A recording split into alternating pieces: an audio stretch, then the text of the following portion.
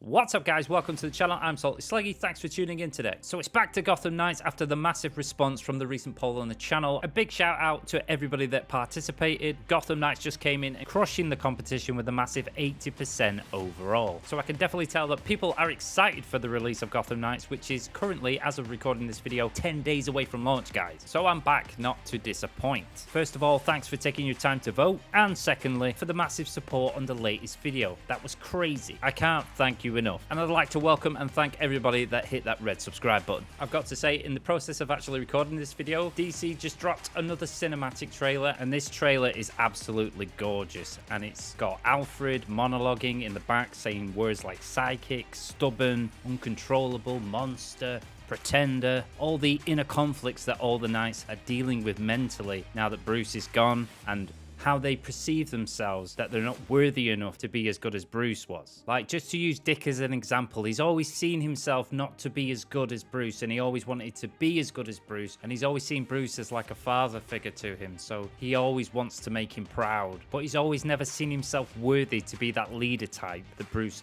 always has been. The same with Jason, he's always been rash with his decision making and being a bit of a rebel like he knows better, which ultimately gets himself in trouble and almost killed by the Joker. So this trailer really touches on all four of the Knights psychologically, and Alfred being that sense of reason and force bringing them all together. So it's a good way of showing how they're dealing with their own personal inner conflicts as well as the external conflicts of actually trying to get along with each other and work together as a team. And it was a big thing that a lot of the previewers pointed out, that the relationships between them are really done very well, and that was one of the aspects of the game that they really enjoyed. And a major thing that Alfred points out is you wouldn't have been trained if Bruce didn't think you were worthy enough. And I think they've done a really good job with Alfred coming in as the stoic, wise character that's going to look after them just like he did with Bruce. So I look forward to seeing his scenes and get to see the relationship between him and the Knights flourish. And obviously this cinematic trailer is not a representation of actual gameplay or the game itself, but is put together so beautifully well.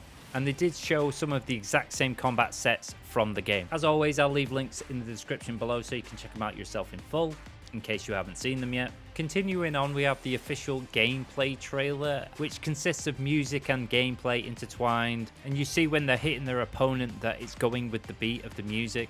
I think it's put together really well, and it was working on me getting those hype levels up. Be sure to check it out if you haven't already. It is a lot of repurposed footage, but they've done a fantastic job in putting it together. And we finally got a look at those Jim Lee suits in action within game. Saw my boy Robin, I'm like, whoo, give me that Jim Lee! Then they followed it up with a Deluxe, and that shows off the Beyond.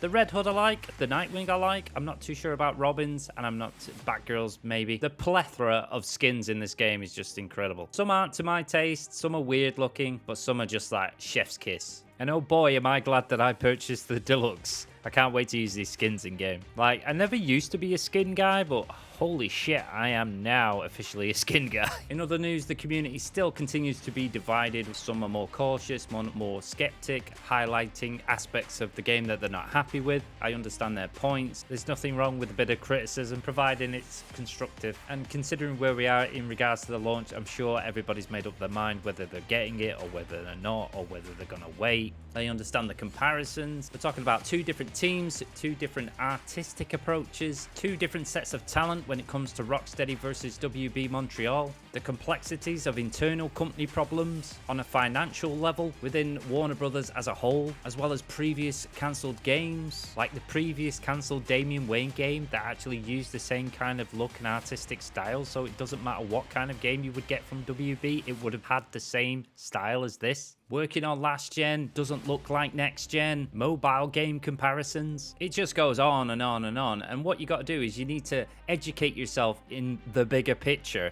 in order to actually understand why Gotham Knights has turned out the way it is. And my man VG has spoke about this at length in most of his videos. He's been doing so much coverage of Gotham Knights, and I applaud him for it. There's nothing wrong with being cautious. There's nothing wrong with being skeptical. I know what's in the tin. I know what I'm getting. A lot of people do as well, and that's why they're excited for it. I want to go back to Gotham. I want to kick some butt. I've already played as Batman. Been there, done that, played it, got the t-shirt. Time to move on. And also, the internet being the internet, we did get some leaks regarding game. I'm not going to speak about it, talk about it. I know what it is. It's kind of predictable. It's just leaks happen all the time. It doesn't matter what genre of game it is. There's always going to be them individual individuals that want to spoil it for everybody else. I'm just going to say how it is. Warner Brothers, Montreal, that book doesn't need to exist. Who in the right mind thought that that was a good idea to put that out? You can't sit there and say, oh, who would do this? It's the internet. They do it all the time. You should have known and you should have been prepared. So it's a bit too late for damage control. So if you're excited for this game, don't listen to the echo chamber that keeps telling you that it's a bad game. It's nothing to do with them. It's all about what you think. If you want to wait for a sale, wait for a sale. If you want to get it at launch, get it at launch.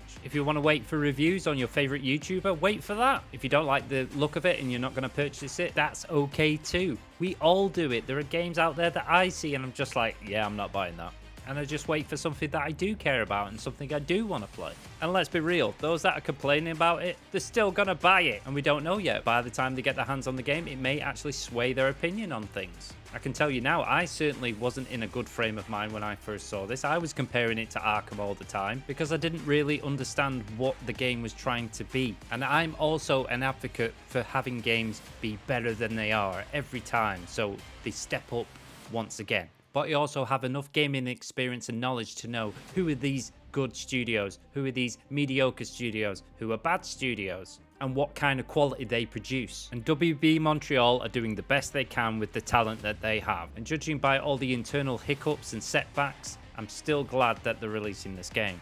And of course, I'm going to be making my own judgments and opinions when I get my hands on the game as well. And I also believe that the reception of this game will depend on its future, and that word of mouth will play a big factor in it. Some people have just got to face the fact Batman's quartet of Arkham games are done. That doesn't mean that Batman will never come back. That just means, for now, Batman is in the shadows. And that's not to mention all the other superheroes that have not even come to the gaming scene yet. And with that said, I'm excited for launch. Are you excited for launch? I can't wait to play it.